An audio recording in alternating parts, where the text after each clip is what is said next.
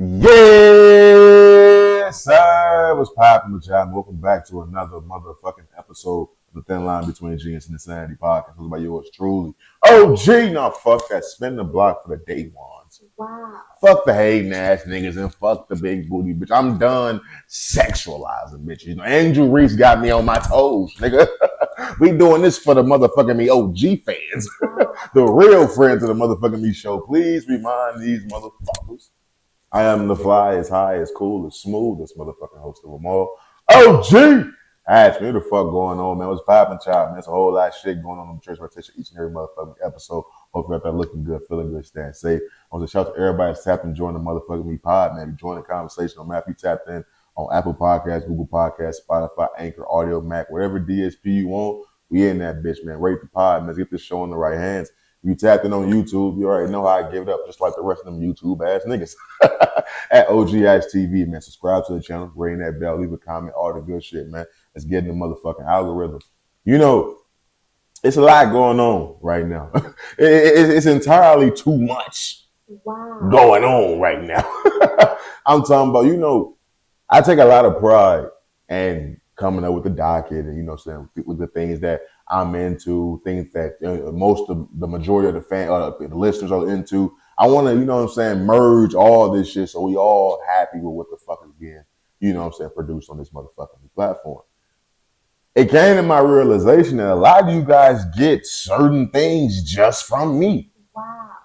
Like, I got a homeboy, my nigga X. He always asks me why I listen to academics. I'd be like, yo, I listen to academics because academics is like the prime source to know what's going on in the industry, some of the ins and outs, the backdoor secrets, you know what I'm saying, to the beef, no diddy, you know what I'm saying, to a lot of this shit that's going on. So I can have the knowledgeable sense to come on here on my platform, feel comfortable with my opinions and my takes like that. That's why I do it. And also, it's just great entertainment. But it was brought to my attention that a lot of y'all get y'all information about hip hop and shit like that from this fucking show. And that blows my fucking mind. Like, at no point in my time that I ever, when I thought about creating a goddamn new show, did I ever think that it was going to be a source for hip hop content. Like, what the fuck is going on? I didn't talk about all types of wild shit on this goddamn show. I didn't talk about me being sexually assaulted.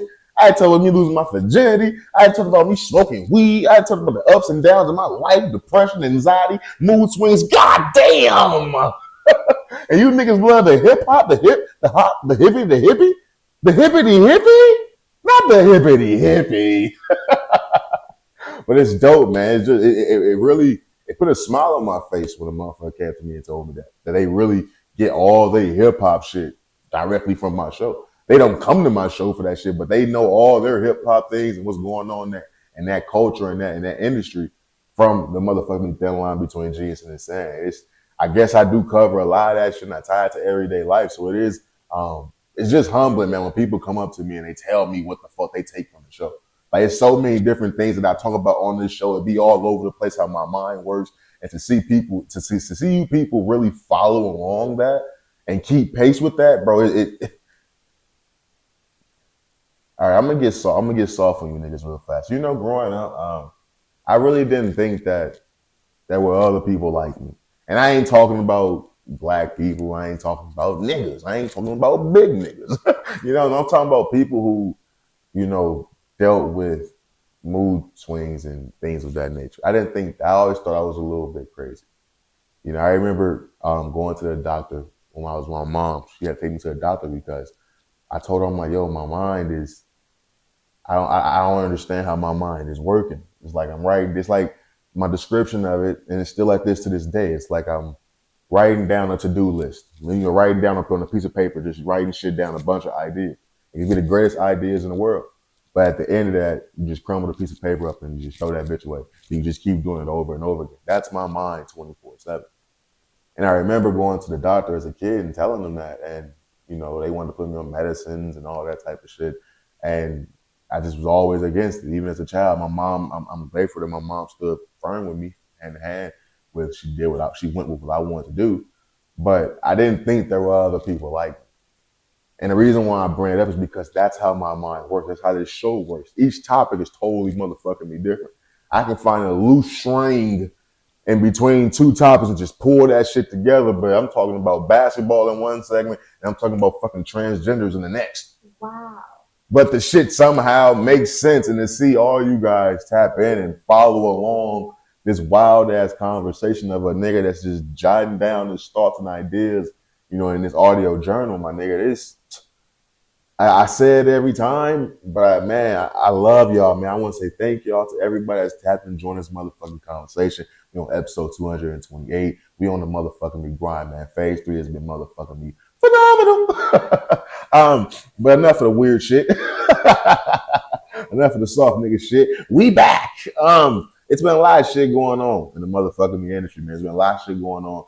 I truly, when I dropped the last episode, I told y'all, when you get into this podcast game, you can put out some shit that you just think is fire ass content. And the moment you upload that bitch, it can become fucking old instantly. That's all. Instantly. As soon as I dropped my last episode on a motherfucking me Thursday, what was the news that broke, ladies and gentlemen? Durkio went to motherfucking me jail. Durkio went to motherfucking me jail. Wow. You know, to see Lil Durk get picked up by the feds, U.S. Marshals to be exact, you know, it was a bit surprising just because you get caught up in the windstorm of social media where everything seems old instantly. Something happened like 2 weeks ago, but in the world of social media, new age of the microwave era, shit just seems old 2 weeks in 2 weeks of age. To see Durk getting arrested by the U.S. Marshals, you instantly think of shit. A week before that, the nigga was getting 2 keys to the city. Like, I ain't never even seen that. I done seen plenty of niggas get keys to the city. A nigga get presented 2 keys to the motherfucking me city. Wow. Like, we don't even know what the 1 key does. What the fuck does 2 keys do? Like, nigga, I don't have none. So you got 2 of them motherfuckers. I'm expecting you to just be getting some dope shit. You know what I'm saying? But you instantly thought about, damn, he was just getting awarded for and being praised for being this outstanding motherfucking citizen. Yeah, we know what he raps about, but you cities up in the state of Illinois decided to give that man keys to y'all city. And then you think about the concert that was just like a couple days before that for his birthday. And he came out, you know what I'm saying, in great fashion. I had to sit back, you know what I'm saying, because I've always been tapped into this quote unquote drill scene. The drill scene is grown so much now that I don't even recognize it. You got the New York drill scene, you got the UK drill scene, you got drill damn near everywhere. I really don't recognize it. What I recognize and what I appreciate is where this shit started from. Chief Keef, Lil Reese, Fredo Santana, motherfucking me Lil Durk. You know what I'm saying? These are Lil JoJo. You gotta give the props to the niggas who really did this shit. So I've always tapped in with Lil Durk. Never was really a fan of Lil Durk, I'll be honest with you. This new age Lil Durk, I am a much more of a fan of this nigga that was just rapping than the motherfucker that was on the auto tone and all that motherfucking me singing shit back in the motherfucking day. I really didn't like that shit. But I also didn't see Lil Durk becoming who he was. My niggas, I was so surprised when Lil Durk was signed to like Def Jam and the Coke Boys and shit. Wow. I was like, this bum ass thing? But I thought Fredo was way better than nigga. Like before Lil Reese had Superman punched the bitch, I thought Lil Reese was better than all these niggas, to be real with you. I didn't see Lil Durk being Lil Durk. And then to see Lil Durk get that start, and then, because you always have to compare him to Chief Keef, so to see him getting signed with Def Jam and being with the Coke Boys, being right up under the subsidiary of Bad Boys and Diddy and shit like that, it was like, damn, Durk doing his motherfucking me thing. But then Durk had, he like all motherfucking me stars, they had their ups and they motherfucking me down. We've seen Durk rise, we've seen Durk fall, then we've seen Durk transform into something that we never thought he could ever fucking transform into. Wow. Songs with Drake going number motherfucking 1. Songs with J. Cole getting Grammys for that. Lil Durk has become one of the biggest rap stars in motherfucking hip hop, my nigga. Wow. So as a man, I had to salute that because I'm growing up with these niggas. I'm 29 years old. Durk like what, 31, 32? I'm seeing these niggas doing they shit in real time in the city next door to mine. So when you see Durk become who he became, and I'm seeing him at that concert, I had to motherfucking me salute. Because I'm always gonna say Chief Keef is better than all these niggas. Chief Keef opened the door for all these niggas. But I'm not gonna sit here and act like Lil Durk ain't take this shit to levels that Chief Keef could never. Wow. Yeah, Chief Keef just got his motherfucking new song with Drake. And to be real with you, that song compared to the song he got with Durk, wow, it's not even close. So I had to salute a nigga like Durk. But when you see Durk get arrested for murder for hire charges, I don't want to be the nigga that comes on here and do the breakdown and try to solve the cases. I don't have anything against academics for doing that. Trust me, it's great content. As a viewer, I love the shit. Give me all the motherfucking me deets, my nigga. But I'm also not finna be a dumbass, ignorant motherfucker thinking that, oh, the shit the academics is doing on his stream is the shit the posters just sitting back watching, jotting down in they motherfucking me notes. Wow. Nigga, when the feds come get you, nigga, that was before any of us knew what the fuck was going on. Your case is damn near already 90% done. They got you, my nigga. When the feds come, they got you, my nigga. Niggas always claiming they beat the feds. The feds got a 97% winning rate, buddy. When they come get you, they coming to get you. They not watching no fucking academics. If academics can pull that shit up and do a few Googles and find out some shit, what the fuck you think the feds got, my nigga? Wow. Like, a lot of us gotta stop being ignorant when it comes to shit like that. I'm not finna do it just because I understand how this shit goes, and I see niggas doing a lot of leaps to conclusions about who's the snitch, who wore the wire, when in the paperwork it's not naming nobody.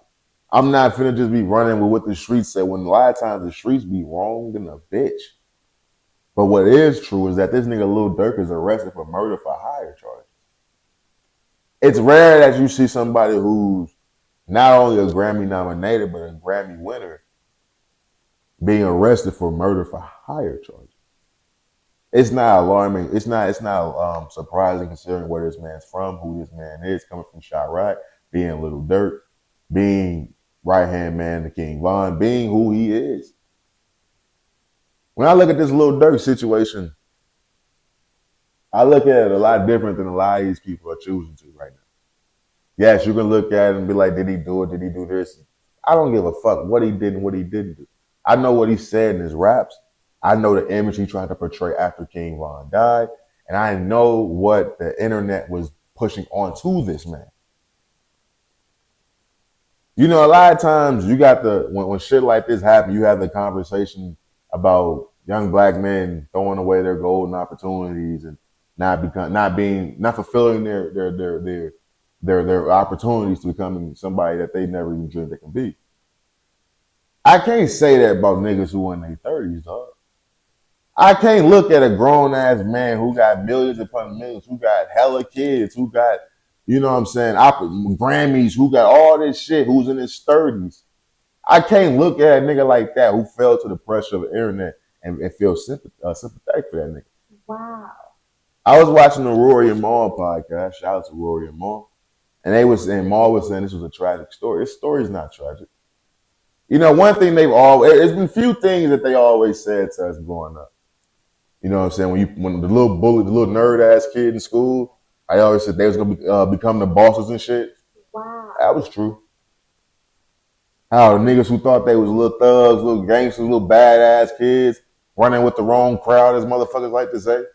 How they say it's only one or two ways shit gonna end up for you, either dead or in jail. That was true. Wow. If you're looking for any example, you gotta look at the King Von Lil Durk situation. I tell niggas all the time, King Von died. His death wasn't tragic. He died a dumbass nigga's death. You thought you could just run around like Majin Buu and start swinging on niggas.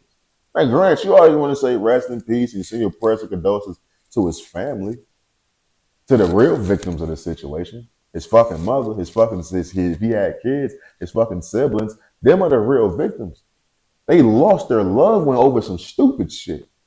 But that nigga himself, he caused that shit. This wasn't no shootout. This wasn't no gangster shit y'all niggas love. This was over a bitch.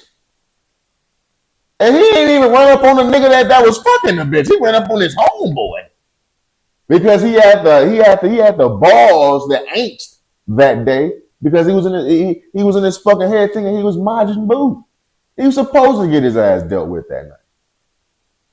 If the roles was reversed, y'all would be praising King Von if he laid a nigga down for Lil Durk. Y'all would be praising that shit. To know that King Von died a dumbass nigga's death, and to see Lil Durk allegedly, you know what I'm saying? I'm gonna say alleged until the nigga's actually been charged, or arrested or indicted, I should say, put in the motherfucking clink for life type show or the death penalty, which he's facing. Until those things are absolute, they're gonna be alleged for me. To see a nigga like Lil Durk look at that dumbass death and succumb to the pressure of the internet saying slide for Von, and you allegedly do so, my nigga, you the dumbest nigga in the motherfucking world. Wow. Because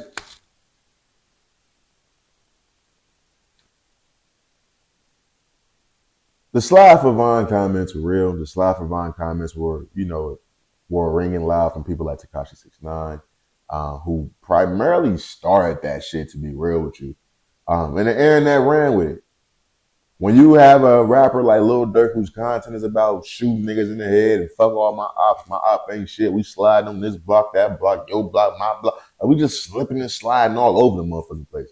When that's your content, niggas gonna say, yo, my nigga, you ain't really doing shit. We come from I don't know where this mentality comes from. I don't know if it is a crap in it, bro, but we come from a community where everybody's swear they from Missouri and you gotta show them.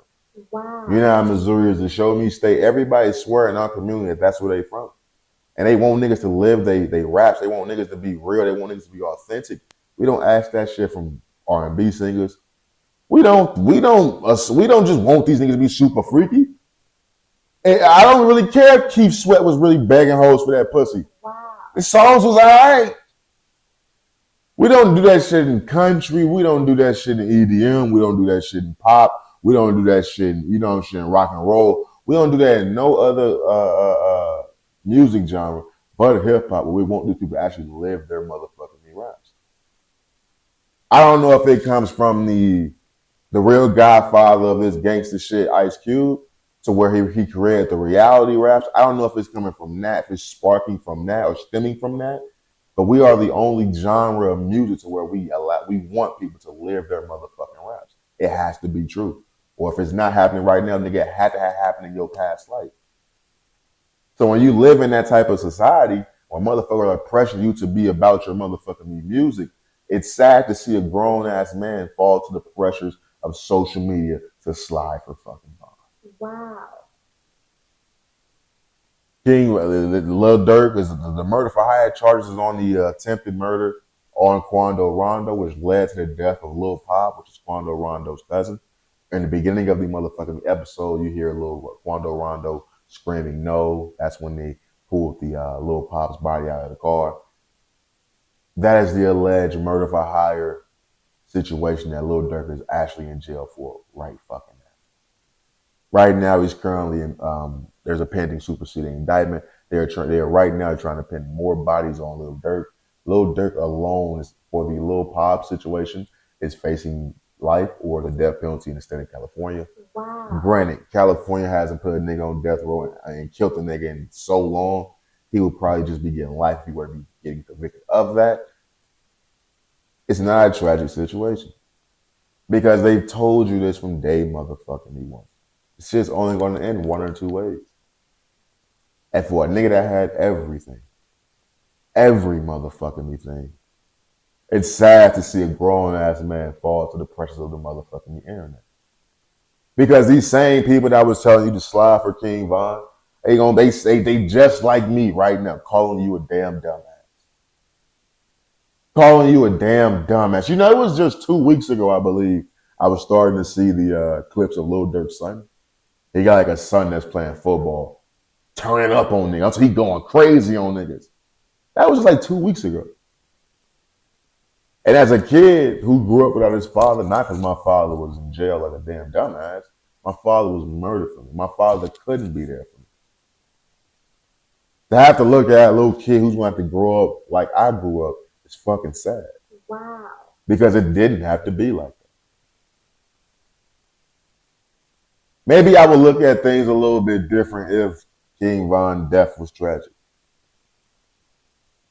The streets is the streets. Okay, let the other niggas from your hood go deal with that. Why I gotta go deal with that when I'm up millions, when I'm a motherfucking big Grammy Award winner, when I'm little fucking Durk. I'm one of the biggest artists in the motherfucking world right now. Why do I have to be the guy to do that? Especially when it isn't over some real tragic shit. This shit all played out on camera. This shit is right there for the world to see.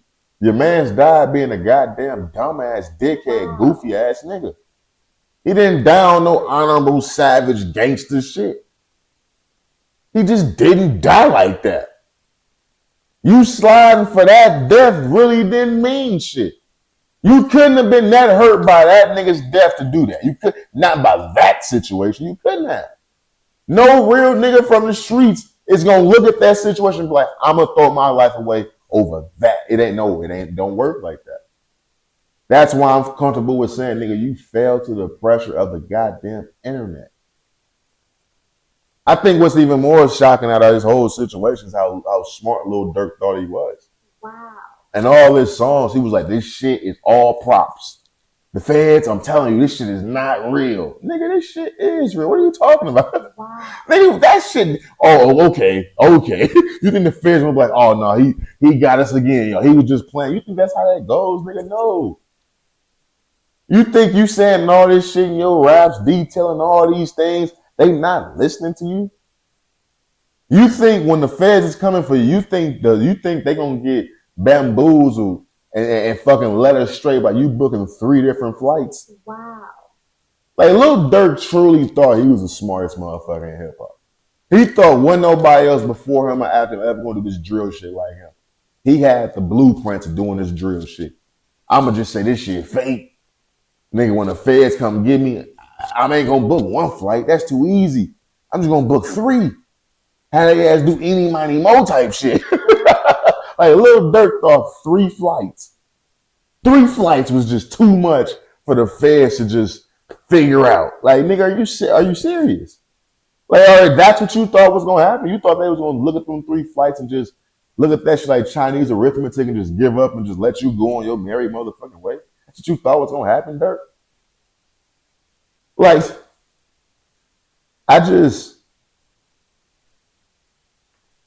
I'm looking up. I seen Jay Prince was getting motherfucking he got his fucking office raided by the feds. Lil Durk getting motherfucking me jammed up. The motherfucking YSL trials coming to an end. They starting to offer out plea deals and stuff like that. I know the co-defendant of motherfucking Young Thug just accepted his plea deal. I think he's doing like 7 years in prison, 13 years probation, some shit like that. You got the motherfucking me Diddy situation. There's a lot of motherfucking me things. There's a lot of things in hip hop and the music industry right now that's being put under the microscope. The feds have definitely infiltrated the hip hop industry, the music scene. For the last couple of years, you had the Meg and Tory situation that played out in court. You got this Diddy shit going on. I just seen the Chris Brown shit, which we're gonna get into a little bit later in the episode. Right now, the hip hop industry, the music industry at all, in whole, I should say, is under the motherfucking microscope. And a lot of niggas being taken under that motherfucking jail cell. 6ix9ine just got put back in jail for violating his motherfucking supervised release. Like it's a lot of shit going on in the industry, and I think the most jaw dropping thing is probably this Lil Durk murder for hire situation, because you just don't see niggas with his status in any industry being put under that motherfucking label. RICO, possibly. Murder for hire, like I said, that's automatic death penalty in certain motherfucking states. So it is a little bit crazy. I did mention that they were looking to do a superseding indictment to put more cases on Lil Durk. There were 2 men that was charged. Two men charged in alleged murder for hire, slaying in Roseland, I should say, which is the area out there in Chicago. What they're saying is these 2 cases where the feds believe Lil Durk is paid to get these 2 people killed. One was a man named Stephen Black who killed Lil Durk's brother D-Thing allegedly. Also, OTF Jam, which is the man that everybody's saying snitch. They're saying his baby mama was a male. She's like a male woman. and they saying Lil Durk got hers killed as well. Like I said, this is all alleged. Wow. We really don't motherfucking know, but what we do know is that the feds have Lil Durk, and when things like this happen, that first indictment, Lil Durk name wasn't on that bitch. Lil Durk is filed under a criminal complaint. He not filed under that indictment like the rest of those OTF niggas were, which leads everybody to believe there will be a superseding indictment just to put more charges on his ass. Right now, they just hold that nigga to get his ass back to Cali, where his ass was trying to escape from. His ass got caught in fucking what was it, Miami or something like that. He was in Florida for sure. But it's gonna be interesting to motherfucking me see, man. I know the real situation, the real quote unquote hero of this whole situation was Lil Tim. I don't like it. You know, if I'm a Durk fan, I'm a Durk family member, if I'm a Durk affiliate, OTF affiliate, I don't like now that Lil Durk's being locked up. You got Quando Rondo releasing motherfucking music. You got Lil Tim releasing a motherfucking documentary. Wow. If you don't know who Lil Tim is the guy who actually killed King Von in retaliation to King Von being on top of Quando Rondo, jumping on top of him, beating him up and shit like that. Lil Tim jumped out and started shooting King Von. Lil Tim is releasing a motherfucking document. Wow. I'm a person like this, man. And this is me being as honest as I can if I ever was in a situation like this, right? I'm a firm believer that Lil Tim should just lay low. I'm not saying be pussy. I'm not saying don't make music. I'm not saying don't do that. My version of lay low in a situation like this is, my nigga, you can't be out here bragging about that body. Wow. You can't be out here doing documentaries and shit like that. Like shit like that can come off as antagonizing to someone that's hurt. I'm telling you, so a nigga like me who ain't got no motherfucking me dog in a fight, he's like, okay, nigga just trying to get some coins. Nigga trying to get his story told. But a motherfucker who's hurt, whose life has been altered, changed by this shit forever, that can come off as antagonizing, you know what I'm saying? So for Lil Tim, you have to just stop talking about this shit. You can't be jumping and chomping at the bits to get your side of the story out. Your side of the story is, nigga, the charges were dropped against you for self-defense. You saved your man from getting his ass killed that night. That's your side of the story. There's nothing else to be motherfucking me said. But if I'm Lil Tim and everybody's coming against me, everybody's blackballing me because for some strange reason, people aren't viewing Quando Rondo and Lil Tim as the actual victims in this situation. Wow. This was a popularity contest. The cool dude got his ass killed. Wow. Like this truly did when this all this shit comes down to really what the fuck it is, the basics of this shit. The popular dude got his ass killed. You know, when you're growing up and you going to school, it primarily is more so happens in like the elementary and middle school phases of school, not really in high school. Niggas be damn near grown ass men by that time. But remember the dudes who was like a little bit older than everybody, probably flunked once or twice or something like that, elementary school.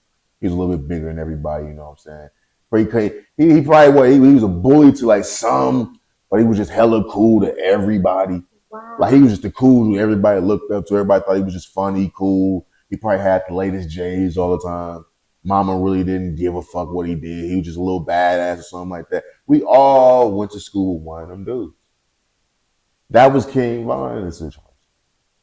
He was supposed to just beat the fuck out of Quando Rondo, go on about his day. That was going to be a story, the joke, the running joke for the rest of Quando Rondo career. That was just supposed to give King Von more motherfucking be gangster for him. He wasn't supposed to die that night. See, niggas just wanted him to just keep being the motherfucking redeemer.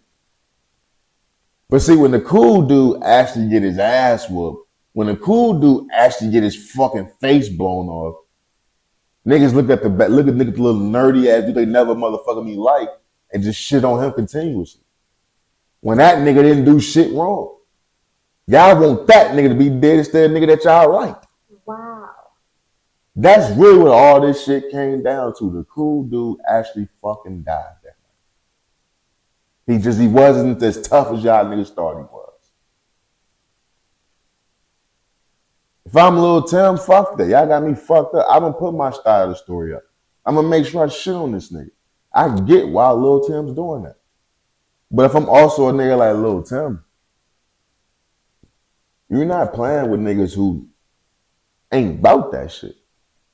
They continuously is trying to kill y'all niggas, allegedly. At what point in time does the tit for tat stop? Because in my eyes and the eyes of many, y'all already won. Y'all already won. That nigga died that night. And to be real with you, y'all won 2 times more. Now Lil Durk's in jail. Wow. It's over. Lil Durk's in jail. King Von's dead. Quando Rondo is still alive. Wow. Making music. 2 niggas X themselves off the motherfucking chart for nothing. Over a bitch like Asian Doll? What's her name? Asian Doll? Yeah, who? What? That? But that's what the motherfucking me game is right now. It's sad. It's sad to see. As a 29-year-old man, to see niggas my age and younger, to see them getting killed and throwing their life away over dumb shit. I'm all for and my brother's keeper. I'm all for. I'm a ride for my niggas. I came on this podcast and I told y'all, I don't want none of my niggas to ride for me. Wow. My nigga, unless it's some shit where the police done ran down on me and you know what I'm saying, some shit like that, then yeah, I truly would appreciate for you niggas to come together and say that ain't motherfucking right. Wow. But I don't want none of you niggas to pick up no guns and march nowhere and say this is for Hatch. No, nigga, no, no, no, it's not. That is not what I wanted. That is not what the fuck I wanted. I want you to go home to your kids. All my niggas got kids now. Go home to your kids. Make sure your kids don't go through no shit like me. That's what the fuck actual motherfucker me want. I'm the realest nigga I could ever be. And I'm telling you right now, I do not want no get back. I don't want no sliding. I got a little brother. You think I want my little brother to go get some get back for me? Fuck no. Hell no. I ain't saying forget and forgive. Fuck no. Hold that shit on your chest. Wear your emotions on your sleeve. But throw your motherfucking life away for me? Nah, I ain't worth none of that. I ain't worth nobody's life. Nobody. I don't give a fuck how much you think I can change your life, how much you think, fuck no. Get a few tweets off, you know what I'm saying? Yeah, I fuck with that. I'm up there, you know, so retweeting away. But ain't no motherfucking, you know, don't put action to shit. Don't put action to shit. Start a podcast, nigga. For real, ain't no motherfucking sliding for me, man. Man, my homeboy, I remember X told me he'll slide for me. Nigga, is you crazy? You got kids, nigga. Wow. You got kids. You got more than you got kids. Ain't no motherfucking slide for me, nigga. Go pick up your kids and go shoot some hoops, nigga. Fuck sliding for Hatch. Hatch ain't worth none of that. Fuck no. Hell no. Especially if you niggas got opportunity to have generational wealth. You niggas done made some of y'all self, and you think I'm gonna hold you to some bullshit ass, you know what I'm saying, relationship we started in motherfucking me elementary and middle school and shit. Fuck no. Nigga, live your motherfucking life. Go on a vacation with your motherfucking family. Buy your wife that Birkin bag. Do your kids get the PS5, nigga? Make sure they got that before you start sliding for a nigga like me. Fuck that. I ain't worth none of that shit, Jack. Real talk. Real motherfucking talk. But moving on, man. You know, last couple episodes I've come on this podcast and I've hinted at a topic I want to talk about. You know, I was on this pod and I was talking about one of my favorite players of all time, one of the most dominant players of any sport in the history of sports, Shaquille O'Neal. Wow. I'm a Laker fan, so this is going to be a little bit hard to discuss because without the influence of Shaq, I don't think I've ever would have been a motherfucking Laker fan. Wow. Yes, Kobe's my guy. Like, I'm a Kobe fan, but Shaq's aura and what he was doing, being the most dominant player alive, alongside Kobe, you couldn't do nothing but appreciate him on and off the motherfucking court. Till this day, I think nobody's had an off the court presence like motherfucking me, Shaquille O'Neal. Shaquille O'Neal is an interesting cat, man. You know, in a time right now where you see all these big wig CEOs of these Fortune 500 companies, dudes who touch hundreds of millions, dudes who are billionaires, when you see these dudes who come from a certain era, a certain time, where money was power, status was power, when you see these dudes getting taken down for, you know, sexual harassment, you know, allegations, their dirt coming from the past, you would think that someone as jovial and, you know, outlandish with his jokes and his remarks like Shaquille O'Neal would take heed to that and fall back a little bit. Wow.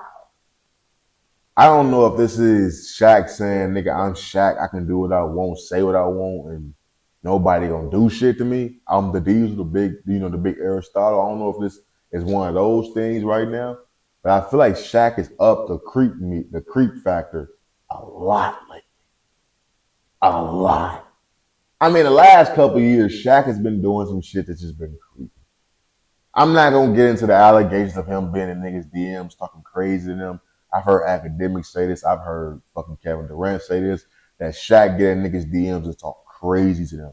Not on some, hey, it's your big dog Shaq. No, it's like on some, nigga, I get you fucked up. Like, nigga, you know what the fuck you fucking with. And like, niggas don't know how to play it because Shaq is Shaq and Shaq got connections. But Shaq is also a fucking cop.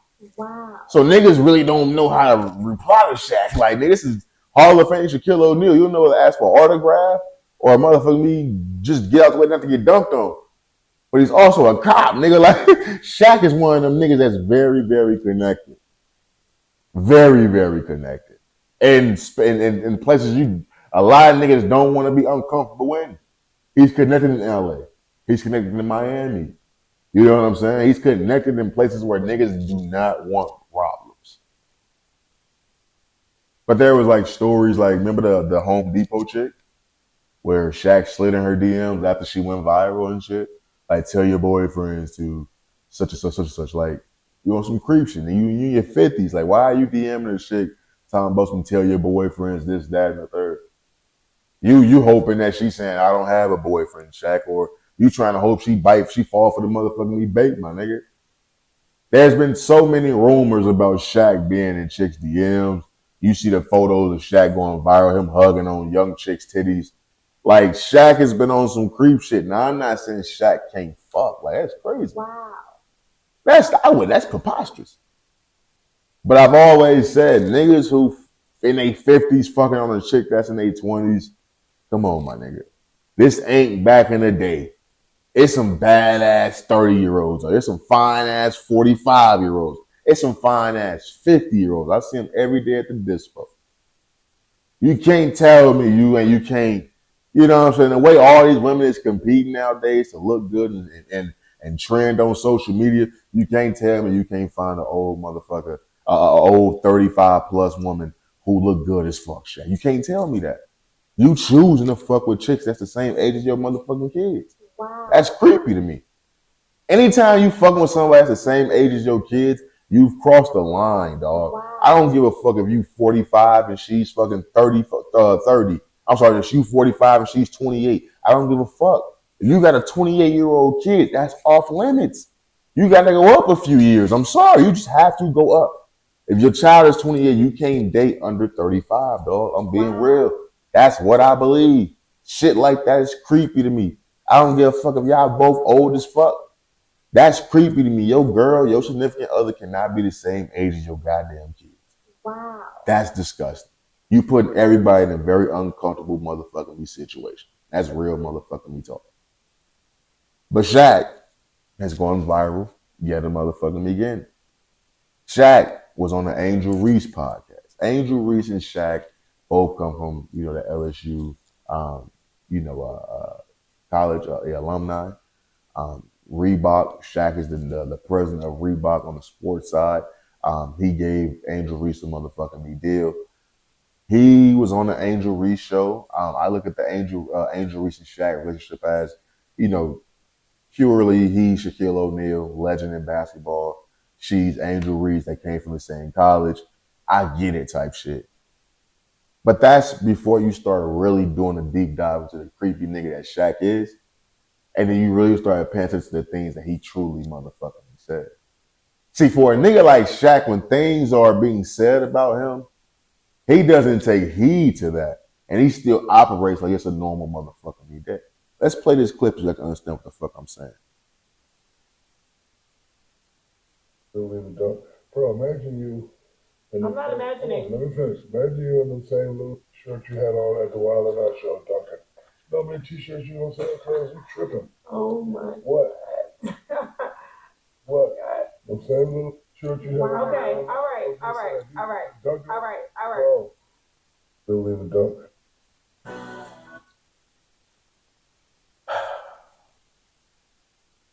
This is Shaquille O'Neal telling Angel Reese, imagine if you wore them same little ass shorts you was wearing on Wildin' Out when you was dunking. You know what I mean? Shirts you would sell. From a marketing standpoint, damn fam, I get it. Yeah, we want to see ass and titties dunking. We've all said we want to see them lower the rims in WNBA to see dunks. Right now, this shit's a glorified high school game. We've all said that shit. But for a nigga in Shaquille O'Neal's position, who's coming from a mentor position, who's coming from I am a prominent figure at Reebok, who gave this woman a fucking deal. I am in a situation to where this can only be mentor, little big bro, little sis type shit. And a nigga that's in that position in 2024, when the rumors about you are being a fucking creep, for you to be going on a national platform like that, fucking even hinting at this girl having a fat ass is crazy, my nigga. You're fucking crazy. And if you think I'm over exaggerating the shit, let's play the clip one more time. I'm not imagining. Seth, do you not understand? Do you see, for you niggas? See, this is why a lot of niggas fuck up the game. I'm gonna get real with y'all because a lot of this shit, I see it on a day-to-day basis. I work with it. I see niggas who be trying to holler at girls who not really into them, and I see women get uncomfortable a lot. I see it a lot. This is where a lot of you niggas fuck up the game. You start talking to her, you start telling the girl to imagine this and imagine that. She told you, no, nigga, I'm not imagining nothing. Wow. At that moment in time, nigga, your money and your status don't mean shit. But Shaq ain't a nigga who's used to that. He's used to being the big dog. He's used to being a nigga that what he says goes. His jokes are always gonna be funny. When he's serious, ain't shit funny. He's gonna be the nigga that controls the motherfucking room, is what I'm saying. He's not even taking heed to a woman telling him right now, my nigga, I ain't feeling this shit. This is where a lot of you niggas fuck up the game. You may think I'm over exaggerating. This is a 22-second clip. This is a 20-second clip. I'm gonna start this bitch over. In 20 seconds, I can identify 4 different times this woman was uncomfortable. Yes, this is the same Angel Reese who says she hates being overly sexualized, but every time you see the bitch, she got her motherfucking ass out. Look, I like seeing her ass too. I'm confused. I don't know what to do when she walks by. Either look at the goddamn e-gram, start checking my goddamn e-phone. I don't know what to do when she walks by. This is the same goddamn Angel Reese, but I can identify when a woman is motherfucking me uncomfortable. And in this 20-second clip, a lot of you niggas need to motherfucking be taking notes. Let's go ahead and play this shit. Bro, imagine you. I'm not imagining. Let me finish. Imagine you in the same little shirt you had on at the Wild and Out show, Duncan. You know how many t-shirts you gonna sell, cuz? You tripping. Oh my. What? Wow. What? The same little shirt you had on. Okay, all right. Duncan. All right. Still leaving Duncan. Bro, man. Audio alone, that was 4 to 5 different times she was visibly unsafe. I'm watching the clip. She's shaking her head. She's looking away. No, nigga, you're making her uncomfortable. And even if it wasn't 2024, when niggas like P. Diddy wasn't getting locked the fuck up, when niggas like the Abercrombie and Finch niggas ain't getting locked the fuck up, even if it wasn't a time like this where motherfuckers are being highlighted right now, you wilding the fuck out. You insinuated this girl got a fat ass, which she does. You can't say that. You shouldn't even feel comfortable looking at a young woman who's the same damn age as your kid's ass, bro. Wow. You just shouldn't be doing that. You just shouldn't be fucking that comfy. Every time I look up, it's a picture of Shaq with a fucking 21-year-old girl. My nigga, you got a daughter in college. You got a daughter in college. How are you fucking girls the same age as your daughter, gang? Wow. I don't give a fuck how good they look. My nigga, it is 2024. All these bitches in competition with each other, my nigga. You can get on TikTok right now and find a 50-year-old bitch with some leggings shaking her ass and sucking lollipops. Wow. And you want to ask me how I know? I got her as a friend, bitch. Shout out to Sexy Red Scorpio, baby. We in the game. Yes, nigga. And then I can scroll down and see a motherfucking me 29-year-old bitch who got the thighs like motherfucking me Cleopatra. Wow. Showing them bitches off podcasting. Yes. And I can scroll down and see a 25-year-old bitch doing all the TikTok trendy dances in a motherfucking bikini. Yes. They all in competition with each other, bitch ass nigga. You can't tell me you can't find one that's of age. And when I say of age, I mean older than your goddamn kids. One of your kids will feel weird saying they first name type shit. You know what I'm saying? You know what I'm saying? Like, I don't know about y'all. Like, if my mama bring a nigga around that's my same age, the fuck you think I'm calling him, brother? What the fuck you think I'm calling that nigga? Like, honestly, what the fuck you think I'm calling that nigga? Are you serious? Are you serious? I'm gonna whoop that nigga's ass every chance I get. You got me fucked up, nigga. And I'm damn near 30 years old. It would be a problem if my mama brought around a nigga the same age as me. I got a little brother who's 7 years younger than me. That nigga gonna be 23, so he's 22. The fuck you think gonna happen if she bring a nigga that's 22 around? Wow. What the fuck you think gonna happen around this motherfucker? The pod will be deceased, nigga. Ain't no more pod. Hatch won't be in the clink. Nigga, I'm done. I'm whooping everybody ass, nigga. But it's sad to see because you see this time and time again from niggas who come from a certain era of how men was talking to women. Like I said, when money was power, when status was power, man, men got a lot of shit off, B. And for the dudes who still operate with that same mentality of being the 50-year-old dude still in the club, them niggas ain't going out right. Wow. Like the cool guy, you know what I'm saying? The cool guy is a nigga that's really getting these charges. Peep game. The nigga who's still 50 years old, living his bachelor life, you know what I'm saying, that you still find the the photographer and the photos with the young bitches. Come on now. Yeah, I give it 5 to 10 years before a motherfucking me Shaq allegation come out. That's all you gonna find when you keep fucking with these young girls, bro. That's just real motherfucking me talk. I'm not sitting there saying I've heard anything about Shaq when it comes to drugging women or nothing like that. Never heard a day in my life. Never heard it. That don't mean, you know what I'm saying, you keep fucking with the wrong people, as people say, running with the wrong crowd. You only heard that come from two types of people. You know what I'm saying? When you were a kid, you know what I'm saying, your mama and them trying to act like you wasn't trying to describe you that you wasn't that bad, or you a goddamn me celebrity, a rich and famous motherfucker who done fucked up. I was running with the wrong damn crowd. And that's what you're gonna hear from Shaq as he keep playing this dangerous ass game. All these niggas who in their 50s still running, chasing this young pussy, these the same niggas you see getting hit with all these cases, bro. That's why I said about the Jay-Z situation. If Jay-Z was still moving like niggas was claiming he was moving, if he didn't get married back in 2008, if he ain't been the husband of Beyonce for damn near 20 years now, if he ain't been in our eyes of being a elder statesman, a non-bachelor, then niggas will give a little bit more credence to these wild ass accusations. But for a nigga like Diddy, who every time you see him, he's the life of the party. Every time you see him, he's on some Chiraq shit. He's on some, he got bottles in his hand. Every time you see him, he hosting this party. He got this young bitch around him. He fucking with this young chick. He ain't taking none of them serious. Like, when all that shit is, when that's your story, motherfuckers ain't gonna find it hard to believe all this wild shit. They just really not. So a nigga like Shaq, man, hey man, it's alarming when you see niggas truly don't take heed to what the fuck is being said about them, man. Start moving a little bit different, real talk. But moving on, you know, I mentioned it a little bit earlier in the episode. You know, the Chris Brown documentary is fucking crazy, bro. Wow. You know, the other day, what was this shit? Yesterday? No, 2 days ago.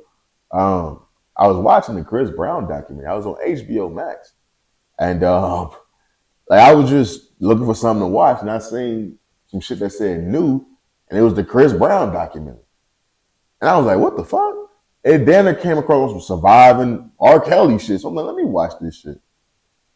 I gotta be real with you, bro. And I was watching, I was with like one of my lady friends, and we was like smoking, chilling, just watching this shit. I was just in such disbelief that like in 2024, I was watching the fucking Chris Brown documentary, and they was trying to make Chris Brown sound like the worst nigga on the world. Wow. Like, bro, they made Chris Brown like a goddamn monster, bro. Like, there's no way in 2024 y'all finna get up on these goddamn meat platforms, come up with these budgets and all this bullshit to get up here and talk about this Chris Brown and Rihanna shit, bro. There's no way. Wow. There's no way y'all finna do this to this man. How do y'all look, man? I'm not finna sit up here and act like Chris Brown ain't a sketchy motherfucker. The whole Carucci situation, that's some sketchy shit. Now, him on Instagram Live talking about if I love your bitch, can't nobody have you. Yes, you can qualify that as a crazy motherfucker. Or to be devil's advocate, you can qualify that as a drunk motherfucker. Wow. I'm just saying. I'm just motherfucking saying.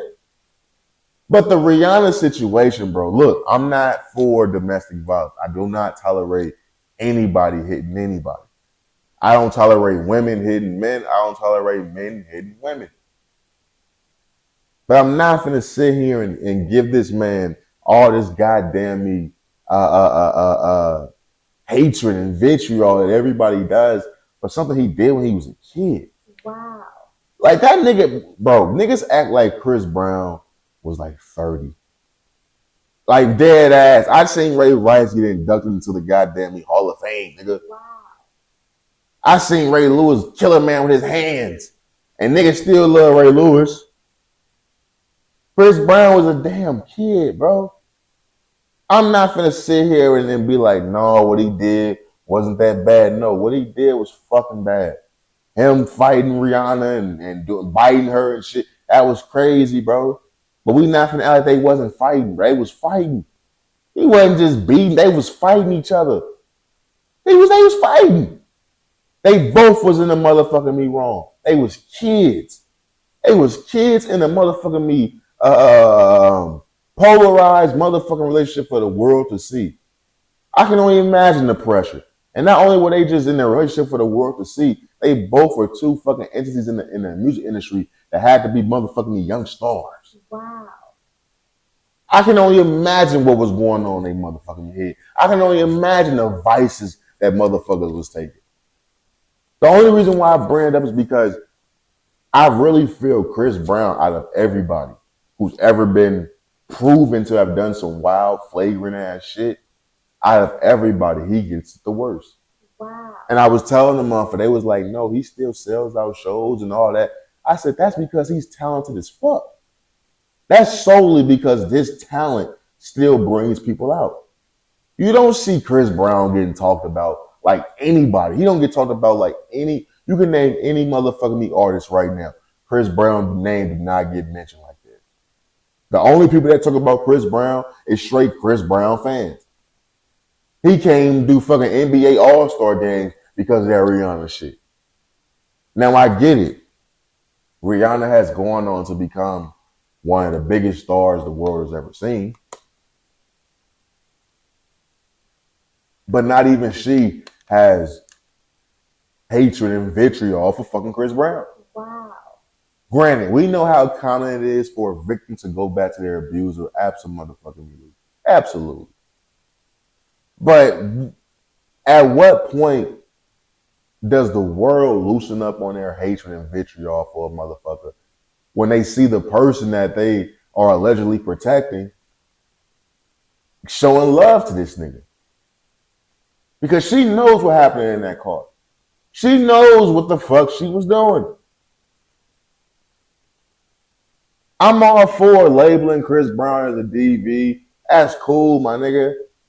I just want the energy that y'all have for Chris Brown. I want y'all to hold that for every fucking body. Black, white, nigga, yellow. I don't give a fuck. Everybody has to be getting treated the same. Because it shouldn't be as alarming or as evident as it is for motherfuckers to look at how y'all do Chris Brown compared to how y'all do everybody else. Like that documentary was crazy, cuz I'm talking about for them, they got women holding up the sign, 1 in every 4 women, and like, you know, those type of signs, 1 in every 4 women in America is getting their ass whipped by their husband. It was some wild shit. They literally was making Chris Brown like the worst nigga in the world. I don't know Chris. You know what I'm saying? I don't know what the fuck he's like. I know he's a talented motherfucker. He can rap, he can sing, he can spray paint, he can buffly play basketball. That nigga is one of them guys, goddamn. He can dance. He's one of them talented motherfuckers. Okay? He can act his ass off. He can do those things. Put a camera on and he's golden, goddammit. But I don't know all this other shit that they trying to spew about this nigga. They got women talking in fucking and them deep fake ass voices. It's a woman with a deep ass voice talking. She in the Jane Doe. You can't really. They got her face all blacked out. She talking about Chris Brown raped her and shit. It was some wild ass shit. Just for at the end for them to be like, there was no proof of any of these things. No criminal charges have been found against Chris Brown. Like, what the fuck? What the fuck was the point of this goddamn hit piece y'all made then? How you making a hit piece of some shit that ain't even fucking true? I just want the shit to be fair all around, man. I know fair is only a place where they judge pigs and, you know what I'm saying, sell cotton candy. But it has to be fair, bro. Like I see niggas give Chris Brown a lot of shit. I see Chris Brown get robbed of a lot of opportunities. He's one of the biggest musicians of my lifetime. And he does not get celebrated as such. And I'm not saying that maybe he should. What I'm saying is there's other people who, you know what I'm saying, who has been proven to have done even more wild, flagrant shit. And we still praise them as the hip hop pioneers, the pioneers of the music industry. We still praise these people. I hate trying to compare niggas and bring other niggas into the situation, but a nigga that I mentioned earlier in this podcast, in this episode, Dr. Dre. With him being teamed up with the Godfather of rap, Ice Cube, with NWA, making reality rap, making gangster rap. Dr. Dre has an award named after him, like the Icon Award or some shit like that. Like at the Grammys or wherever it's at. Like Dr. Dre gets praised for what he's done for the music industry. But we all know it's been documented him beating on fucking women. I'm talking about throughout the prime of his career, it's been documented of him beating on fucking women. But nobody said shit about Dr. Dre. Dr. Dre can perform at the fucking Super Bowl halftime. What the fuck? You mean to tell me Chris Brown can't go fucking play at the NBA All-Star game? Ruffles got a problem with that nigga that bad where he can't put the ball in the basket? But Dr. Dre can get on that motherfucker and say, nigga, it's Dre Day? Are you serious? I just want the shit to be even across the board because it shouldn't be as evident. I'm going to say it and I'm going to move on. It shouldn't be as evident of a different treatment that y'all give Chris Brown than all these other motherfuckers. It shouldn't be as evident. It has to be motherfucking clear, bro. It has to be clear even across the motherfucking board. It really motherfucking does. Moving on before we get up out of here. You know, speaking of Chris Brown, news came out that Chris Brown had to be a motherfucking savior over the weekend. Wow. News came out that Ray J was reportedly about to get his ass whooped by them damn Combs boys.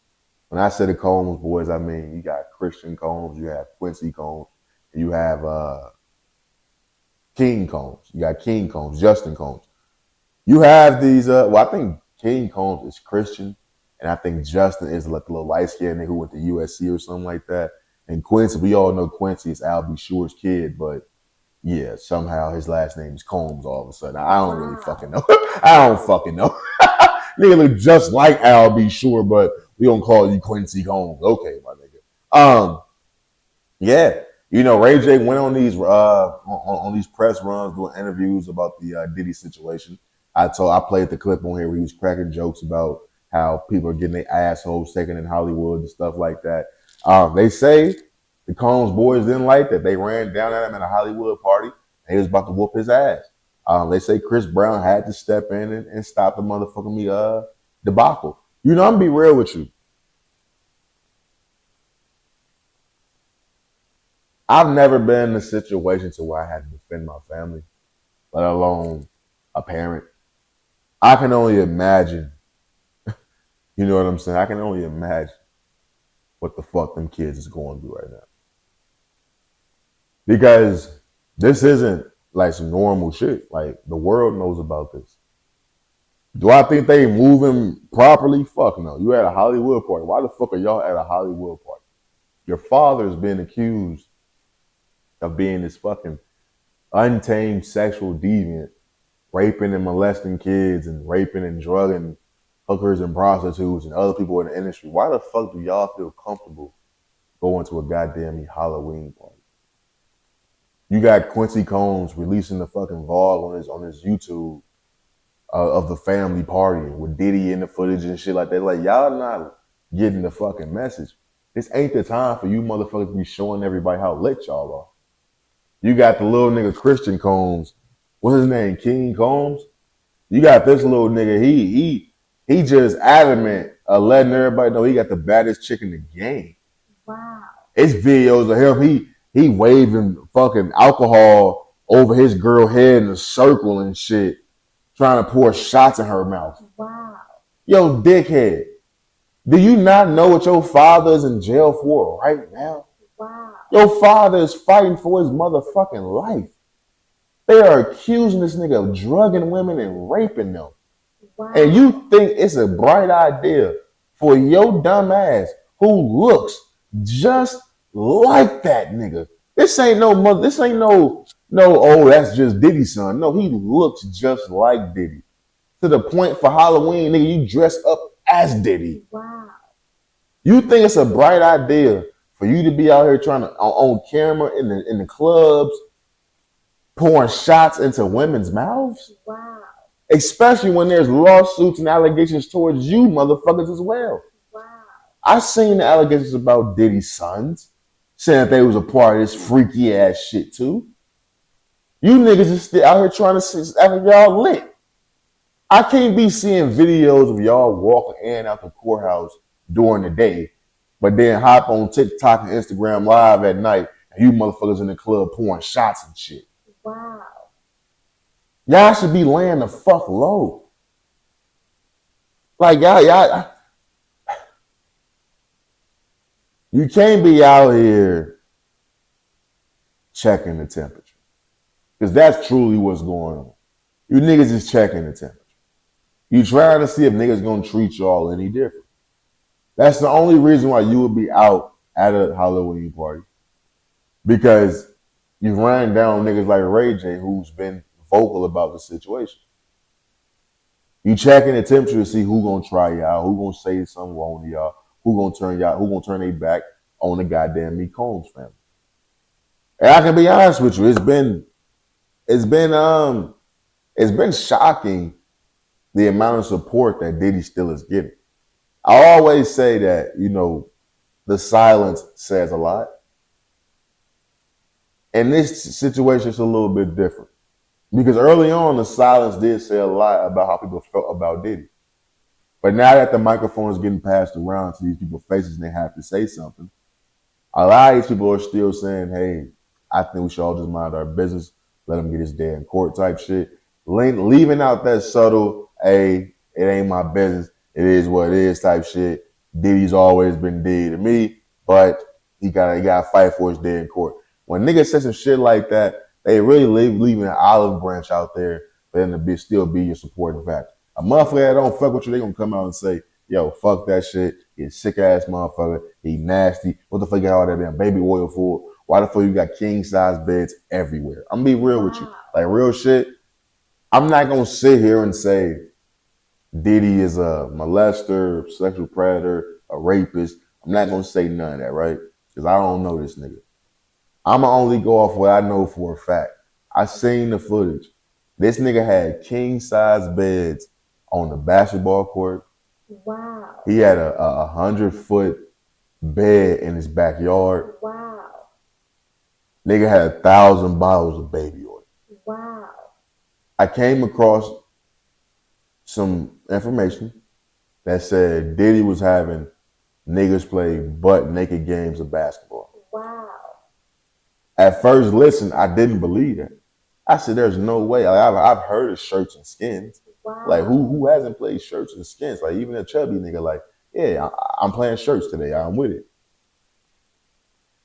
Until I seen the pictures, the footage of King Combs hitting this deep ass Steph Curry logo 3, but on the baselines of the court, I legit seen 2 big ass king size beds. Wow. 2 big ass California king size beds on the goddamn baseline. Wow. My nigga, I played hella basketball in my life.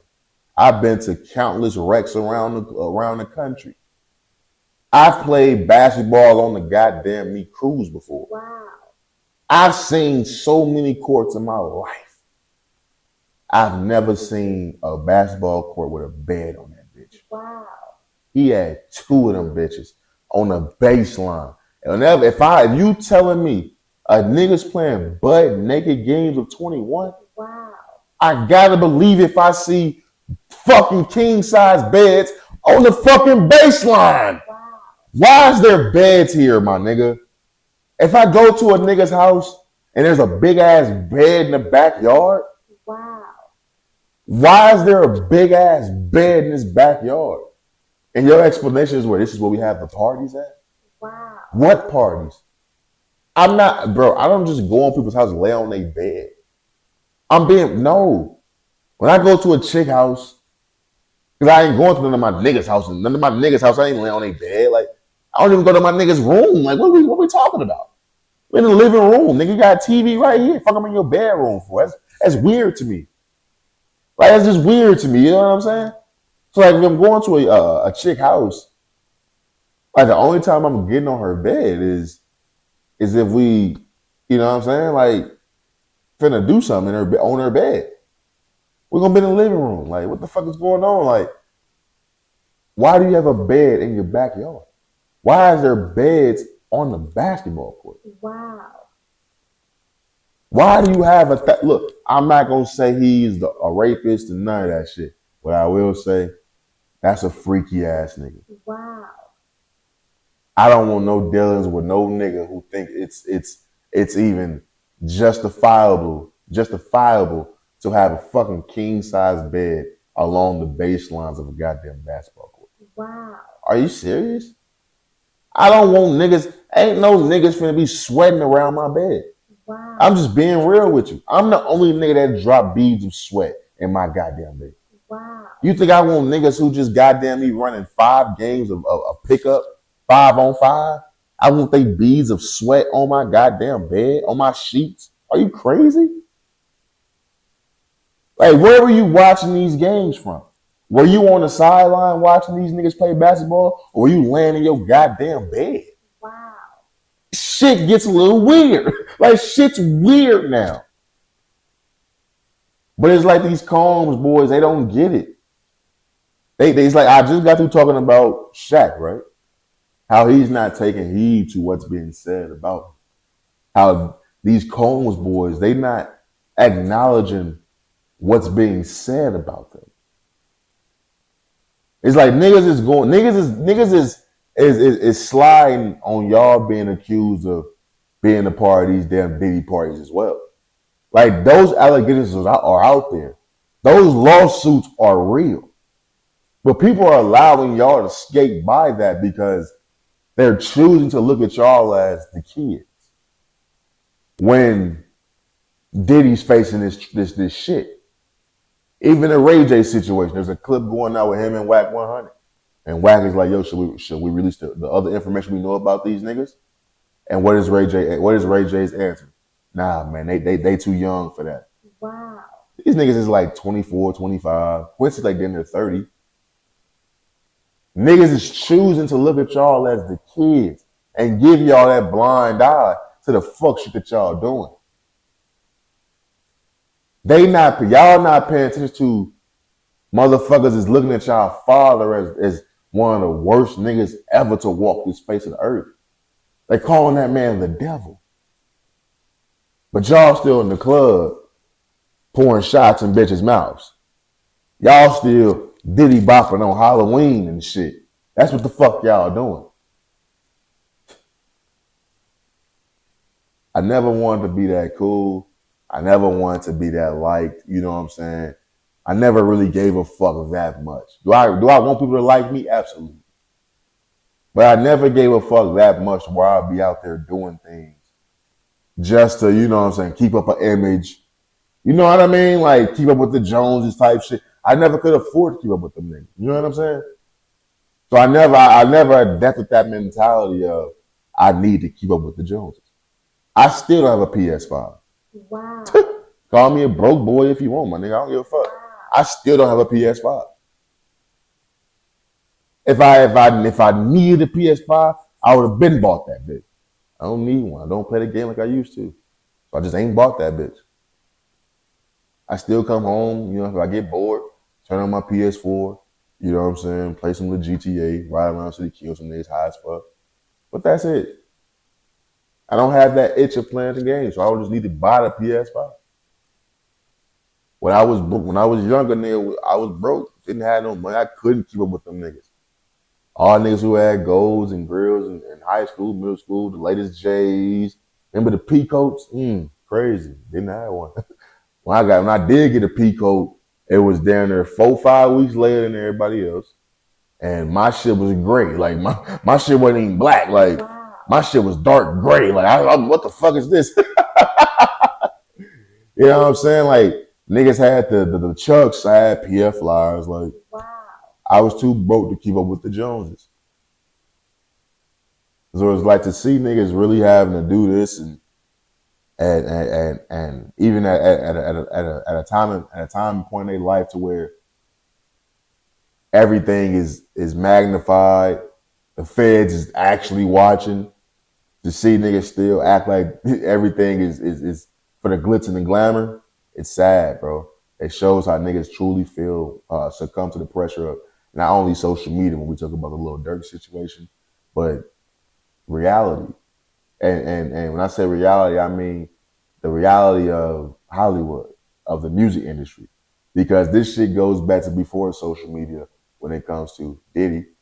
Diddy's always been a nigga who had to live up to a certain image.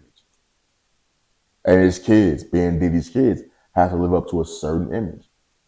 Let's talk about King Combs specifically, who looks just like Diddy. He has to carry himself a certain way. He has to carry himself as the swaggiest little nigga out there. Wow. It has to happen. When your father was known as the like a swagged out nigga, a huge influence on the way people dress, people talk, the way people make money. When your father's that guy and you actually look just like that nigga and you're choosing to follow in his same footsteps, you have to come across as a swagged out nigga, as a highly influential motherfucker. You have to have those same bones about you. That's just how the game goes. Niggas doing it right now with Bron. Nigga, you trash because you not like Bron. But a nigga like King Combs, he's actually just like Puff. Wow. So it's like this shit goes back to way before social media when it comes to the Combs family. This shit is in their blood to live up to the image, to portray a certain lifestyle. But to see them still doing it now, it's sad, man. It truly is motherfucking me sad. But before we get up out of here, we got one little sports topic I want to hit. You know, I'm a Bears fan. You know, I go to my first NFL game this upcoming weekend. You know, the Bears are going to come out here to Arizona to go against the Arizona Cardinals. Should be a great motherfucking game. I think that it's going to be very, very interesting to see two young quarterbacks duel it out. Just because when you have young quarterbacks, even Kyler Murray, who's been in the league for a few years now, there's still going to be mistakes. I expect them to go out there and make mistakes. Hopefully, it's going to be a high scoring game. You know what I mean? Niggas go out there missing bomb ass deep throws, a few scrambles. You know, I want to see some good shit. You know what I mean? And when you look around the league, you see a few great young. Not only want to say great, you see a few young, highly talented, highly skilled, highly athletic young quarterbacks. You got the Caleb Williams, Jaden Daniels. You have what's the nigga name? What's the nigga name out there? Anthony Richardson. Anthony Richardson is out there in Indiana. Anthony Richardson came into the league as someone who was a project for sure. He was athletic. You would see that nigga throw a fucking 90-yard bomb on his back foot. You know what I'm saying? Scrambling from a damn nose tackle on the money. But he can only do that shit one motherfucking time. Wow. Can't do it multiple times. He can't do it on purpose. Wow. Right now, he's just an athletic specimen. This is his second year in the league. His first year in the league, he ran to the injury bug, concussions, shoulders, all types of shit. Second year in the league, you want to see somewhat of a jump, a leap, I should say, into more of a prominent franchise player, but that's not the case. You know, this last game, it was very, very interesting. You know, I was watching the game, and there was a moment in time where Anthony Richardson checked himself out of the game. Now, a lot of times in the NFL, you don't really see a quarterback ever check themselves out of a game. I've never actually seen that. I've never seen a quarterback check himself out of the game. You will see a running back do that shit dead in every play. Running back run for about 20 motherfucking yards, broke a few tackles. He coming out, you know what I'm saying, they're going to send the secondary running back in there, get a few motherfucking runs into that other guy catches motherfucking breath. But you've never seen a quarterback do that. You rarely even see a wide receiver do that. Wow. Nigga, I've never even seen a tight end do that. Wow. You don't see niggas check themselves out of a game. You just don't see that. You primarily only see it with running backs, to be real with you. To see a quarterback check themselves out of a game, it sparked a lot of confusion. It sparked a lot of outrage from Colts fans. And it also led to a decision by the coach to now bench Anthony motherfucking Richardson. Wow. Anthony Richardson did get asked about this in the press conference after the game. And shit, I want to play it for you. Man, tight. I ain't gonna lie. That was a lot of running right there. All I did, and I don't think I was gonna be able to do that next play. So I just, just told saying I just needed a break right there. Wow. Wow. Wow. You know, there's many ways. There's a few ways to look at this. I was watching Gil's Arena a little bit earlier, and I heard them talking about how they don't have a problem with him doing that because why would you want him in the game if he's tired? As a receiver, would you want your quarterback throwing you the ball if he's tired? And my answer to that is obviously not. But also to that, you don't know what the fuck the next play call was going to be. Wow. I've seen quarterbacks scramble for long ass runs, and the next play they hand that bitch off. I've seen them hand that bitch off 2-3 plays in a row to allow motherfuckers to catch their goddamn breath. How much energy is it going to take for you to hand the goddamn ball off, my nigga? Especially from shotgun position. Wow. I've never seen that. And I don't know Anthony Richardson. Didn't really know too much about him while he was in college. I know he was a project coming into the NFL. I don't want to question his love for the game, but I do already have a question about the love of the game from a lot of these young guys. And I don't want to be that guy who's growing up and I'm starting to, look at the people beneath me younger than me and be like, they don't love the game as much as I did. I don't want to be that guy. I'm pulling this from just the way I hear the modern athlete talk. Wow. Growing up, bro, let me say this first. There's no way I can look at somebody that's younger than me and be like, you don't love the game as much as I do. I can't do that. I can't do that. I can't. I don't have any proof of that. I don't have any of that. I just don't. I want to make sure I state that. Growing up, I always heard players talk about how, the court was their sanctuary. The field was their sanctuary. That was the place that they could just go to and release all their stress. So they're doing something that they love. Growing up as a kid, this is the one thing they always wanted to do. Prime example, we all know Kobe with the rape case. Him going to court, flying from court to the game, coming through at halftime, busting niggas' ass and putting on outstanding performances. We all know about the whole, Mike Vick had the whole dog situation, him coming back to the NFL, him still being the most hated person in sports period, him going out there still producing, having to go out there and put the motherfucking team on his back. We've seen time and time again, Big Ben winning championships, and everybody know he a freaky ass nigga. We've seen time and time again of players overcoming outside noise and still being professional. You know what I'm saying? Ray Lewis killed the nigga with his own hands, dog. And he's fucking Ray Lewis. It don't get more professional than that. So when you look at the new age players, you don't hear them say these things. You don't hear them say that the field or the court is their sanctuary. You don't see that same love and passion and raw intensity for the game that you've seen for generations before. And I'm not sitting there trying to get into the whole 80s was better, 90s was better. No, I'm just talking about the mindset of the player. For a nigga to check himself out the game is crazy. Like I said, the quarterback checked himself out the fucking game. That's nuts to me, my nigga. I fully support the coach benching this nigga. Oh, you didn't want to play that play? Cool, you're not playing in this game. You got to earn your spot back now. Now you got to prove to me that you want to be on the motherfucking field. Wow. That's just real talk. Now you have to prove to me that you want to be on that motherfucking field. Because when you had that title, you walked off that bitch because you was tired. Nigga, we just lost this game. That one play could have changed everything. Wow. But your punk ass was tired. We just don't see it, man. We don't see the love. We don't see the passion. We don't see the end all be all. This is everything that matters to me right here, right now. We don't see that from these players no more. We really motherfucking me don't.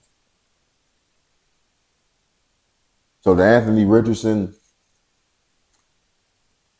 a nigga like Joe Flacco they putting in front of you. Joe Flacco is known to come in just like last year. I forgot what team he was with. Just like last year, come out there and dot that shit up and win a few motherfucking me games. So it's going to be real tough for a nigga like you to get that motherfucking me spot back. It's going to come down to whether or not they want to pay that nigga or not. More than likely they won't. So you'll get your shit back that way. But it's just sad seeing these new age players, man. Even like the Deshaun Watson situation. Like his career has to be the most puzzling shit I've ever seen in my life. Like that nigga was one of the best quarterbacks in the league, bro. In a league where it was Tom Brady, Aaron Rodgers, Drew Brees, like Andrew Luck. Like at that moment in time, niggas was still talking about how good Deshaun Watson was. Wow. He had led the league in passing like his last year in Houston, didn't he? Like, wow. Deshaun Watson was that nigga. At Clemson, he was that nigga. His reputation was pristine. And then he asked for a trade. The freaky shit come out by him doing these at the Masada's happy ending shit. And it's like he just ain't been good since. It's like now that the world know that he's a freaky motherfucker, he just can't perform. And that makes me question, does he really love the motherfucking game? Because how can a motherfucker strip that away from you? You know what I'm saying? How can a motherfucker, what they think about you outside those lines, affect you to the point you can't even perform no more? And now you see him with the Achilles tear, and you just think about his career and what happened from the moment in time that niggas thought you just found out you was freaky. You ain't go to jail. You ain't do none of that shit. Grant, you missed time from football, but nigga, Michael Vick went to prison. Wow. Mike Vick went to prison. Wow. And came back when was still Mike Vick. Was he a little bit older? Yes. Could he still run? Yes. Could he still dot that bitch? Yes. You was just at home getting paid training, and we just know you like doing freaky shit. Now you suck now? That makes me question a nigga's drive to get better, a nigga's drive to reestablish himself as a dominant force, like a motherfucking Kobe did. Like Allen Iverson did when he was in college, and motherfucking me, was he in college or no? When he was in high school at the bowling alley, and motherfucking me, the racist motherfucking me fight he had at the bowling alley where he got locked up, where his mama had to beg Georgetown to motherfucking let him onto the motherfucking me team, and he had to overcome that shit to become the Allen Iverson we all know and love today. When niggas is out there doing what the fuck they love. That's why I say, man, you know, niggas ask me all the time, you know, why didn't I go off to college to play football or wrestle or do the whole shot push shit in track and field? The answer is simple, my nigga. I didn't love that shit. Not nan one of those sports that I love. Not nan one. The sport that I love basketball. I'm that weird nigga who loves basketball but never played organized basketball. Wow. That was the whole reason I started wrestling. Just lose a little weight. Next year, come back and bust them niggas ass. Wow. But my pride and my ego got in the way to where I couldn't let niggas escape with whooping my ass like that. So I had to stick with wrestling. With football. Never even like football like that. I was just a little fat motherfucker that everybody say, oh, you gotta put some pads on that little nigga. Wow. Like when I played football out there outside with the homies and shit, I was always wide receiver or quarterback. You know what I'm saying? Like I ran the ball, I'm juking niggas, trucking niggas. I was that nigga. Didn't want to play no fucking offensive line. What the fuck? Who the fuck? Like what the fuck is this? But I had to stick with it because I stepped my foot into that world, and niggas was better than me. And it wasn't because niggas was just flat out more talented than me. Niggas had a few years on me on that shit. So I had to see it through to where I knew for a fact that I was better than every single last one of them. Wow. I was happy walking away and never putting on another pair of cleats, knowing that the niggas who was once better than me, them niggas couldn't fuck with me on my worst day now. I felt comfortable with doing that. So I couldn't go the whole route that, you know, a nigga like my boy Savage does. That nigga, he didn't go JUCO, that nigga 7 different JUCOs, nigga drive all across the country to trial for a team. Fuck no, not me. Nigga, it's over. I'm good. Nigga, my stats is my stats. The whole track and field shit, I didn't love shot put enough to be granted. Nigga, I threw 62. Yeah, nigga, I threw 60-something feet. I could have took that shit. Every time I watch the Olympics, I'm like, bro, I could have been at the Olympics right now. But I didn't love the sport enough to go out there and dedicate that time to that shit. So like to everybody that always asks me why I didn't go play sports, but I didn't. The sports that they was offering me to these colleges and shit, I didn't love those sports. I couldn't even fathom going to college for football or wrestling. Like imagine going to college for wrestling, my nigga. Like I didn't even like doing that shit. I didn't like those training sessions and those 5-man carries and riding those stairs with another nigga on your back. I didn't like doing that shit in high school. Imagine what I'm gonna be going to a college full of these niggas who eat, sleep, and shit wrestling. Wow. Nigga, I want to play basketball. Like, where's the basketball? So I didn't love that shit enough. But I say that to say what this content is similar to this content shit. You gotta do this shit because you actually love it. You can't get into this shit trying to, you know, keep up with the trends, You know what I'm saying? Let me do this because this is gonna go viral. This gonna get the clicks. You can't do that shit, man. Look, don't get me twisted. You can do that shit. You can be very, very successful at it. But a nigga like me, man, I think that shit corny, man. I think that shit corny when niggas is out here just doing shit, talking about shit just to stay relevant and get the clicks going and stay in the algorithm. I don't like shit like that. I like keeping shit hatched. I like this shit to be me. If you fuck with this, then you just fuck with this. If you don't, then it's cool. 9 times out of 10, if you don't like my show, you just don't like me. Wow. That's just real shit. 9 times out of 10, if you don't fuck with my show, you think my show not funny, you think it's not good entertaining, you just don't like me. Because I'm not putting on no facade. I'm not faking shit for nobody. This is just my personality. This is what my mind, you know what I'm saying, thinks about. This is what I'm going to say. If you have a conversation with me on a regular day, this is how I talk. I'll be talking about one thing, and by the time we done talking, I done said about 3 different motherfucking me things. Wow. That's just how Hatch is if you ever been around. So when I do this content shit, it's because I love this shit. I love doing this. I love coming in this motherfucker and just getting shit off my motherfucking me chest. Because if I turn this camera around right now, ain't nobody in this motherfucker. You know what I'm saying? Like, ain't nobody in this motherfucker with me. You know what I'm saying? All that friend shit, man. No, nigga, it's Hatch. It's me. Me and my fucking dog, man. So I love having an outlet to come in here and, you know, say these things and get shit off my chest, and you people actually care. You know, niggas walking around this motherfucker all day thinking don't nobody give a fuck about shit I got to say. Oh, what I got to say ain't important. Niggas ain't asking me what the fuck I got going on. You know what I'm saying? So it's like to have an outlet to where, you know, motherfuckers that I grew up with, they tap in with it. My family members, they tap in with it. Motherfucking me, I don't even like saying strangers because y'all all friends of the show, but people that's in different countries of the motherfucking world, they tap in with it. Niggas from UK, Germany, Australia, like all these other, like, they all fucking with this show. So I know it's an outlet to where there's people out there that's like me, and the kid who didn't think there was other people out there that was like me. So I know that there's a platform to where I can reach out to people who look like me, talk like me, act like me, think like me. Nigga, that shit is man, that shit choke a nigga up, man. Really motherfucking me do, man.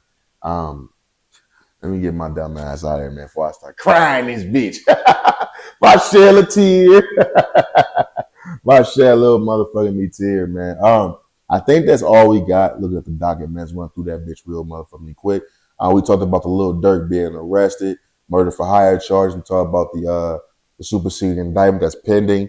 Talked about Lil Tim dropping a documentary. We talked about Shaq being a creepy ass nigga. We talked about Chris Brown documentary. We talked about Ray J and the Combs boys. We talked about new age athletes not loving the game, and much, much motherfucking me more. Yeah, man. Been this bitch down in 2 hours, man. With that being said, DJ, drop that fire ass beat, my nigga.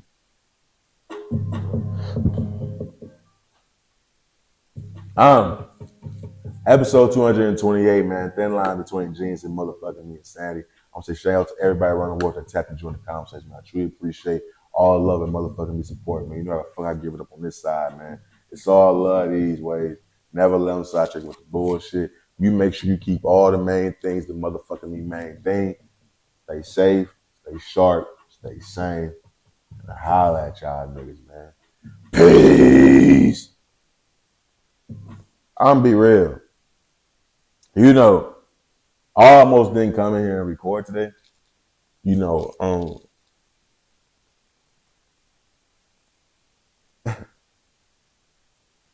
you know, I've always been the person to believe in the saying, don't count your money before it's in your pocket. And I need to start applying that to just my regular life. You know, recently I took pride in like decisions I was making, and I was very, very happy. I'm so happy. Like I was like, oh my God, like Until the point where I was calling my mama like, yo, mama, like, I just did something that 6 months ago it never would have been possible. Just for me to turn around the very next day to do said thing that I was happy that I didn't do 24 hours before. Wow. And it fucked with me, man. Like, it really fucked with me. Like, it really, I was at the gym this morning. Like, I was like, damn, man. Like, take a step forward and you take, nigga, 15 backwards. The moment you think you've reached the moment in life where you reach growth as a man, as a decision maker, you get reminded that now you're still that immature dumbass.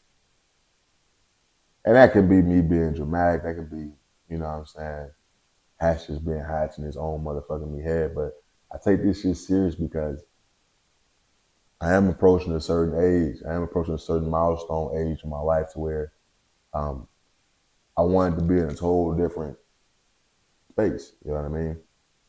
And I tell you all the time, I feel like I'm in my own way. And when it comes to a situation to where I can't even be disciplined, it really does something to the mental. So I wasn't gonna come in here today.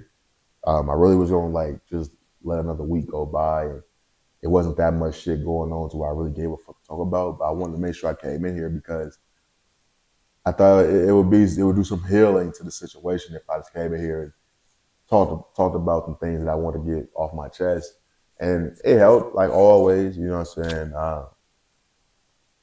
It just was. It's just one of those things that opened my eyes to where the moment you think you got something, you get reminded, nah, nigga. You think you got your hands on the ball, but nah, you stepping out of bounds.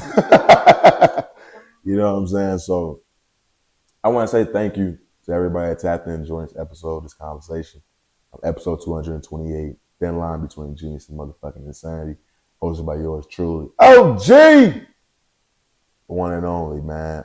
Thank you. I love y'all. And holla at y'all and I holla at y'all, man. Peace. Welcome to Raw In. You dig?